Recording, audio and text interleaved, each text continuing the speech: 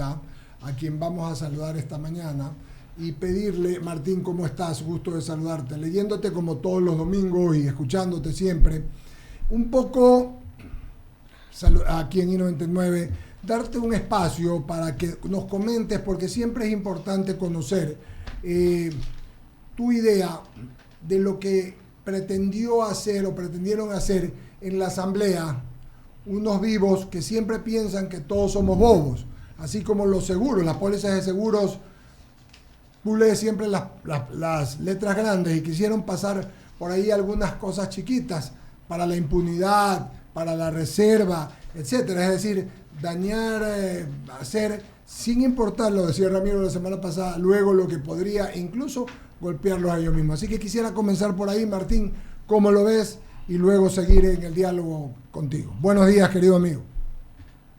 Hola Eduardo, gracias por la invitación y saludos ahí a todo el panel. Eh, Me parece que lo que ocurrió es parte de la opacidad que ha tenido esta asamblea desde el inicio, desde cuando se hizo ese acuerdo o pacto que le llamaron de gobernabilidad, nunca se dijo para qué era, en qué consistía. En cualquier democracia más o menos avanzada, cuando se hacen estos acuerdos legislativos, se publican las agendas de cuál es el acuerdo, estamos de acuerdo en esto, en esto otro no, vamos a hacer esto, esto y esto. Aquí todo se lo manejó en secreto, lo único que se hablaba eran, se decían, era frases rimbombantes sobre la necesidad de la gobernabilidad, etcétera, pero nunca supimos en qué puntos, nunca supimos en qué consistía. Y lo que pasó el jueves pasado, creo que fue 15, ¿verdad? El jueves 15 es simplemente una continuación de eso. Eh, Se llegó con un paquete de reformas al COIP, un informe de la Comisión de Justicia, acordada precisamente en ese pacto de gobernabilidad donde los sumos pontífices decidieron que la Comisión de Justicia era para el correísmo y que todo iba a estar muy bien, ¿no es cierto? Les dieron 5 puestos más y con la presidencia incluida. Entonces, de esa comisión aparece un informe aprobado por unanimidad, ni siquiera por una mayoría, por unanimidad, lo cual implica que no había informe de minoría, en el que habían unos cuantos chicharrones que nos quisieron meter por la tranquera. eh, cuando el escándalo salta, esto fue el martes, cuando se empezó a saber de esto, era martes de carnaval. Hasta eso da para pensar, ¿no es cierto? Sí, Tenían señor. todo listo el Todo. martes de la noche de carnaval. Eh, el miércoles surge el debate, la fiscal hace una campaña de, de, de pedagógico, diría yo, diciendo lo que estaba en ese proyecto. La opinión pública reacciona muy fuerte. No sé si algún otro organismo o alguna también haya reaccionado y se dan cuenta que lo que estaban por aprobar no iba a tener apoyo de la opinión pública. Se echan para atrás.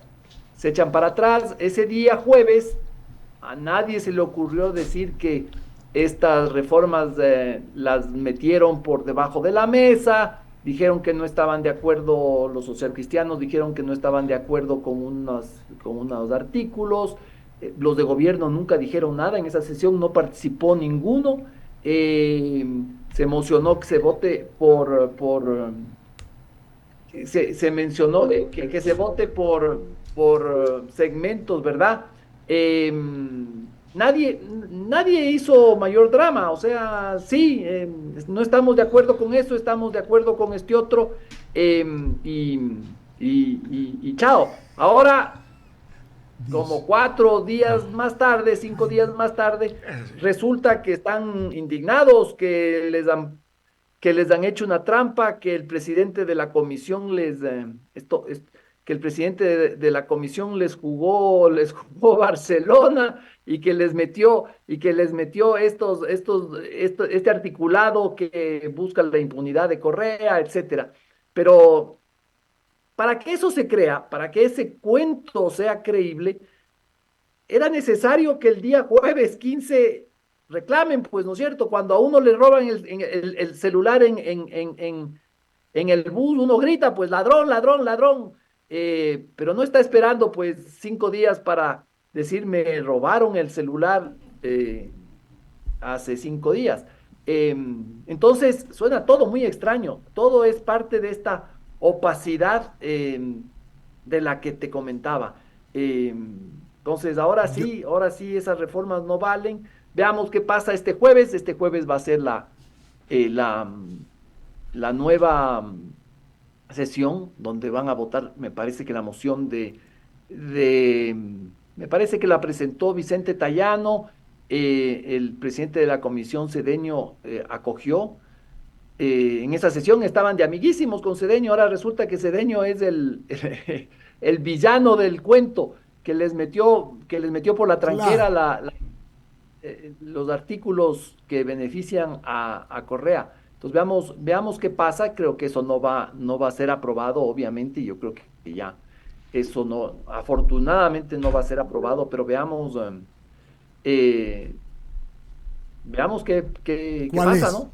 Sí, solamente y brevemente, Martín, hay una consulta popular y más allá de hablar de las preguntas y tal, ¿cómo lo ves al gobierno en este momento? ¿Ganando la consulta o perdiéndola? Sé que faltan 2 meses para la misma, pero quería escuchar tu opinión. Perdón, no te escuché A esa ver, última te decía, pregunta. hay una consulta popular. Ya sé que Sí, faltan 2 meses para la misma. ¿Cómo lo ves al gobierno? ¿Ganándola, empatándola, perdiéndola?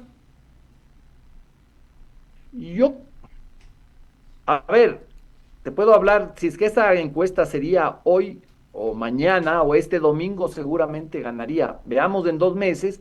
Yo creo que tiene una amplia posibilidad de ganar. Eh, la popularidad del gobierno no es mala, no es mala.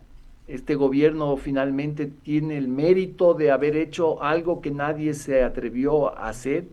Eh, hay problemas en esta declaratoria de guerra, obviamente hay problemas, no es perfecta, pero la gente se siente, se siente más custodiada por el Estado. Eh, yo no sé si esto es solo una percepción o es la realidad, eso habrá que ver más tarde, pero por el momento, si tú me preguntas, yo creo que la gente sí se siente un poco más protegida por el Ok, Estado. Y eso ayuda en la popularidad. Además, hay otra cosa, Eduardo. sí, Hay temas en esa consulta que los aliados en la Asamblea están apoyando y que en cambio en la consulta de Lazo estuvieron haciendo fuerza en contra. de Entonces acuerdo. ya incluso tienen estos aliados que ya ahora están a favor de la extradición, etcétera. Antes se rasgaban las vestiduras por esos temas. Muy bien, Andrea González sigue aquí, por favor, con Martín Payares. Martín, buenos días, ¿cómo estás? Qué gusto saludarte. Hola Andrea, ¿qué tal? ¿Cómo vamos? Martín, a mí me llama mucho la atención en este sentido que tú dices, de este cambio de estar a favor de los que están en contra y ahora en contra de los que están a favor. El cambio radical, sobre todo en la posición de la bancada de RC5 frente a la intervención de la Corte Interamericana de Derechos Humanos en las cosas de Ecuador. Recuerdo claramente que en el gobierno de Rafael Correa pues era más bien una intromisión a la mal llamada, en mi opinión, soberanía del momento, y pues ahora se convierte en este organismo que puede ser omnipotente. ¿Cómo explicas tú este cambio? Yo creo que hay una trampa. eh, Ellos están hablando sobre todo sobre lo de la Comisión Interamericana, Ujú. pero el articulado habla de los comités de Naciones Unidas también. ¿Y por qué digo que es una trampa? Porque la Comisión Interamericana, eh, ante la Comisión Interamericana ya no pueden presentar un pedido de informe. Eso Claro, es un tiene pedido como de un revisión y en tiempo. base a una violación a derechos humanos, que es algo que por supuesto se admite en países donde pues hay ciertas cosas como en Ecuador que podría admitirse, pero como tú lo dices, ya se le da potestad a otros organismos, como por ejemplo... Claro, claro, ante la Comisión Interamericana tenían 6 meses, ya eso pasó hace ratón. Ujú. Entonces, yo creo que la mirada de ellos está en otros comités, que son, tengo entendido que son casi como 400 comités que hay en Naciones Unidas sobre eso. Que pueden Son opinar a nivel legislativo dentro de un país sobre un caso específico. Entonces, creo que el discurso de ellos se enfoca mucho en lo de la comisión, pero realmente ellos tienen planificado los comités, donde hay muchísimos comités, donde el lobby internacional funciona. Así es. Eh, entonces, yo creo que es ahí. Entonces, hablan mucho de la comisión, lo cual también es muy, es muy impresentable, ¿no? Porque nadie en la historia de América Latina, yo no sé si Fidel Castro o Chávez, pero aparte de ellos, yo creo que nadie más ha hecho una campaña tan sistemática, tan apasionada, tan organizada en contra de la Comisión de Derechos Humanos como Rafael Correa. Él se presentó en Bolivia, hubo una reunión de la OEA, una asamblea general donde van los cancilleres, y por primera vez en la historia asoma un presidente, fue Correa, habló durante hora y media Así en es. contra de la comisión, hora y media habló. Entonces, que ahora la comisión sea un retablo de santos, es absolutamente incoherente, Sí, llama mucho la pero yo atención. creo que es por esta trampa de la que yo hablo. Así es, y llama mucho la atención también esta necesidad o esta desesperación para entrar al tema de las reservas de las investigaciones, que es algo por lo que se teme mucho, ya sabemos las filtraciones que hay, y parte de esta agenda de impunidad ha incluido advertir a quienes se iban a procesar, por ejemplo, en el caso Metástasis. ¿Qué piensas tú de esta nueva injerencia dentro de la parte legislativa del país de querer meterle la mano literalmente a la función judicial y respetando la independencia de las funciones que debería tener cada una de las 3 funciones del Estado, que aquí hay como 5? Yo creo que hay un manifiesto interés de debilitar a la función judicial, precisamente por las cosas que se vienen. Este proceso de metástasis que tú mencionas, claro, ese es un tema que va a ser abordado en más o menos poco tiempo por la función judicial. Así es. Entonces, crear grietas en la función judicial eh, va a ayudar a quienes probablemente van a ser procesados por este caso y otros casos que se vienen y que tienen alguna relación incluso con metástasis, ¿no? Hay el tema este de del caso de Cortázar, donde hay unas grabaciones en la casa de Naim Massou, etcétera. Entonces vienen algunos casos y yo creo que lo que están es preparando el terreno para que en el campo judicial, ya que con la fiscalía no puedan, pero en el campo judicial puedan salir mejor librados, ¿no? Me parece que todo esto tiene que ver con los tentáculos del narcotráfico. El narcotráfico está en el Ecuador aliado con la política. Sufrimos un tema de narcopolítica muy fuerte y está en plena operación. Lo que vimos, lo que estamos viendo con estas reformas es eso, es esa narcopolítica trabajando 24/7. Así es, concuerdo contigo, Martín. Creo que es obvio quiénes son el brazo político del narcoterrorismo en el país, que siempre es necesario para sembrar justamente ese narcoestado al que quieren llegar, pero confío y siempre he tenido la esperanza de que aún no nos hemos convertido. Un abrazo, Martín, y te dejo con Ramiro, que ya está listo por acá. Martín, qué gusto saludarte, ¿ah? Hola, Ramiro. No sé si me estoy volviendo viejo o ya perdí yo la capacidad de asombro. Todos estamos viejos. Sí, la verdad es que gracias, entonces me haces dar cuenta, el espejo me lo dice todos los días. Qué romántico. Mire, Martín, a mí no me extraña que ese proyecto de reformatorio del COIP haya aprobado con todos los votos. El juego era, déjalo ahí, yo te ayudo a que pase, si se dan cuenta, hasta ahí llegué. Porque pensábamos hacerlo pasar sin que se dé cuenta, pero la opinión pública generó e hizo, le dijo, ¿viste qué pasó? Esto estoy hablando de una conversación que yo me he imaginado entre los aliados a cómo llegó. Porque el precio de la entrada en reforma del paquete económico tiene que pagarse de alguna manera. Y para mí el precio va por ese lado.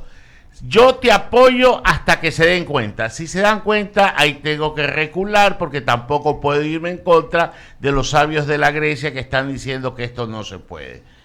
Tú no lees que el juego que está haciendo a nivel de ejecutivo, oiga, es un artista, ya habló con los rusos, ya paró eso, ya le dijo a los gringos, ya no te mando chatarra. O sea, él tiene una capacidad de hacer y recular, pero que si ni le tiembla la voz ni la mano, casi ni habla, y la mano me imagino que tiene sus brazos ejecutores. Esta lectura que te estoy dando, que me he demorado tanto como Andrea en la pregunta, ya, ¿a qué llegamos? A que se están manejando cosas para negociar sin que les tiemble la mano a ninguno de los actores.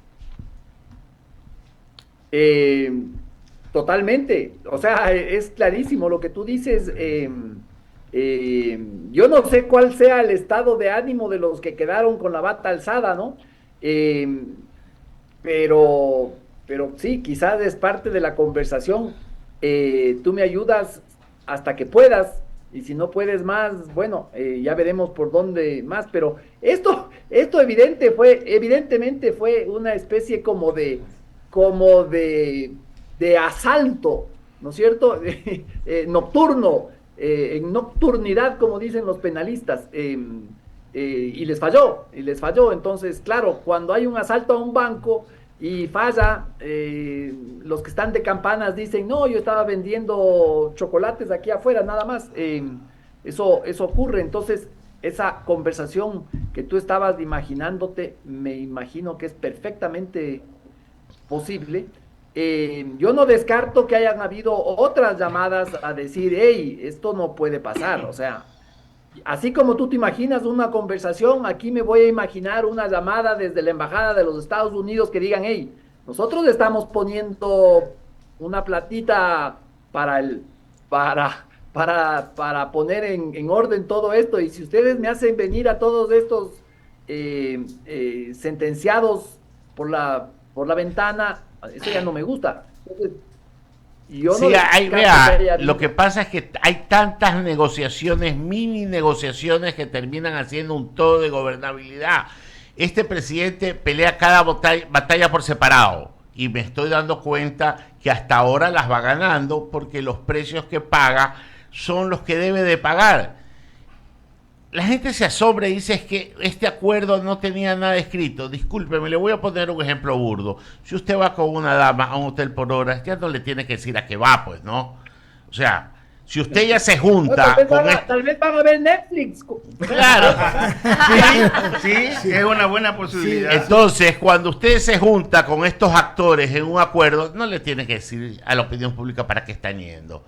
O sea, si me explico, es una suerte de pedir ya demasiado. Quiere por escrito. Oiga, hubo un candidato que protocolizó todas las cosas que no iba a hacer, y lo primero que hizo fue deshacer lo que firmó. Entonces, ¿para qué firmar algo?